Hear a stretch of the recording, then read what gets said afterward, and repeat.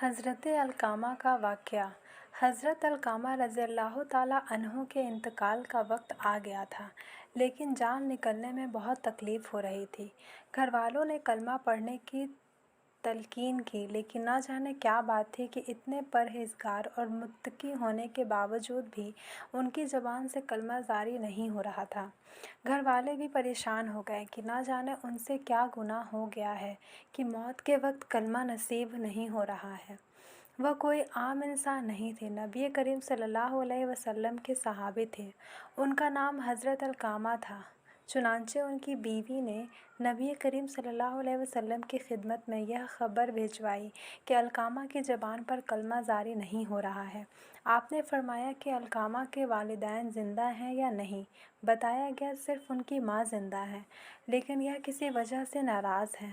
آپ صلی اللہ علیہ وسلم نے ان کی ماں کو پیغام بھیجا کہ میں آپ سے ملاقات کرنا چاہتا ہوں، کیا میں آپ کے پاس آؤں یا آپ میرے پاس آ جائیں گی؟ ان کی والدہ نے کہا کہ اللہ کے نبی، میں آپ کو تکلیف نہیں دے سکتی، میں خود حاضر خدمت ہوتی ہوں۔ چنانچہ وہ آپ صلی اللہ علیہ وسلم کی خدمت میں حاضر ہو گئیں۔ آپ نے علقمہ کے متعلق پوچھا، علقمہ کیسا آدمی ہے؟ ان کی ماں نے بتایا کہ بہت نیک ہے، نماز روزہ کا پابند ہے، لیکن اپنی بیوی کے معاملے میں میری نافرمانی کرتا ہے، اس لیے میں اس سے ناراض ہوں۔ آپ صلی اللہ علیہ وسلم نے علقمہ ماں کا حال ان کی ماں کو بتایا کہ ان کی زبان پر کلمہ جاری نہیں ہو رہا ہے اور جان نہیں نکل رہی، اس لیے آپ انہیں معاف کر دیں، لیکن ان کی ماں نے غصے کی وجہ سے انکار کر دیا۔ آپ صلی اللہ علیہ وسلم نے حضرت بلال رضی اللہ تعالیٰ عنہ کو حکم دیا، لڑکیاں جمع کرو اور علقمہ کو جلا دو۔ ان کی ماں یہ سن کر گھبرا گئی اور حیرت سے پوچھا، کیا میرے بیٹے کو آگ میں ڈالا جائے گا؟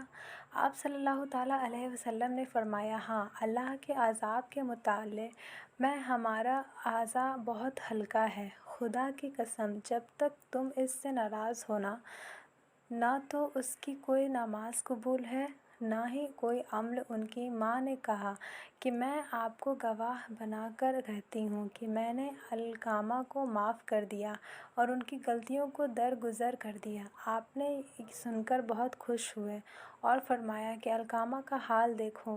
لوگوں نے بتایا کہ ان کی زبان پر کلمہ بھی جاری ہو گیا اور ان کی جان بھی نہایت آسانی سے نکل گئی ہے۔ آپ صلی اللہ علیہ وسلم نے ان کے غسل اور کفن کا حکم دیا اور خود ان کے جنازے کا تشریف لے گئے۔